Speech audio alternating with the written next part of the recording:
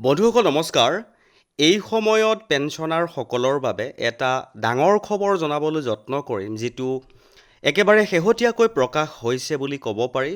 জনাবলৈ লৈ আছোঁ, চাওক, পেঞ্চনাৰসকলে KYP জমা দিব লাগিব যোৰহাটত। এটা অতি গুৰুত্বপূৰ্ণ ইনফৰমেশ্যন শেহতীয়াকৈ পেঞ্চনাৰসকলৰ বাবে প্ৰকাশ হৈছিলে আৰু সকলো সবিশেষ আজিৰ এই ভিডিঅ'টোৰ জৰিয়তে আপোনালোকক জনাবলৈ যত্ন কৰিম।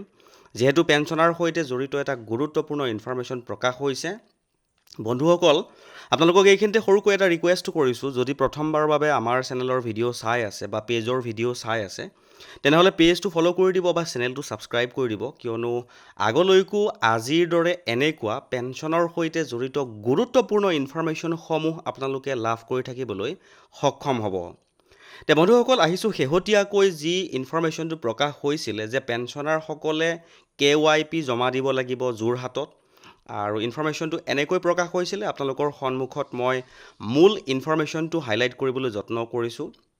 ভাৰত চৰকাৰ, যোগাযোগ মন্ত্ৰণালয়, দূৰসঞ্চাৰ বিভাগ, প্ৰধান নিয়ন্ত্ৰক সঞ্চালকা কাৰ্যালয়, গুৱাহাটী 1, আৰু তেওঁলোকে অধিসূচনাযোগে এই ইনফৰমেশ্যনটো প্ৰকাশ কৰিছে। তেওঁলোকে উল্লেখ কৰিছিলে এনেকৈ, ইয়াৰ দ্বাৰা সকলো টেলিকম BSNLৰ পেঞ্চনাৰৰ জ্ঞাতাৰ্থে জনোৱা হয় যে অহা 30/6/2026 তাৰিখে প্ৰধান নিয়ন্ত্ৰক সঞ্চালকা কাৰ্যালয়, গুৱাহাটী 1 কাৰ্যালয়ৰ দ্বাৰা দিনৰ 11:30 বজাত সাধাৰণ ব্যৱস্থাপক ভাৰত সঞ্চাৰ নিগম লিমিটেড যোৰহাট কাৰ্যালয়ৰ কনফাৰেন্স হলত 2026-27 বিত্তীয় বৰ্ষৰ প্ৰথম ত্ৰিমাসিক পেঞ্চন আদালত অনুষ্ঠিত কৰা হ'ব। এই আদালতে 3 বজাৰ পৰা KYP সংগ্ৰহ শিবিৰ কাৰ্যসূচীও অনুষ্ঠিত কৰিছে। গতিকে ইয়াৰ দ্বাৰা সকলো টেলিকম BSNL পেঞ্চনাৰক জনোৱা হয় যে কাৰোবাৰ পেঞ্চন সম্পৰ্কীয় অভিযোগ থাকিলে 19/6/2026 তাৰিখৰ ভিতৰত তলত দিয়া ঠিকনাত যোগাযোগ কৰিব বা অভিযোগ দাখিল কৰিব পাৰিব। তেওঁলোকে স্পষ্টকৈ ঠিকনাটো উল্লেখ কৰিছে আৰু আপোনালোকে এটা স্ক্ৰীনশ্বট মাৰি লৈ ল'ব পাৰিব।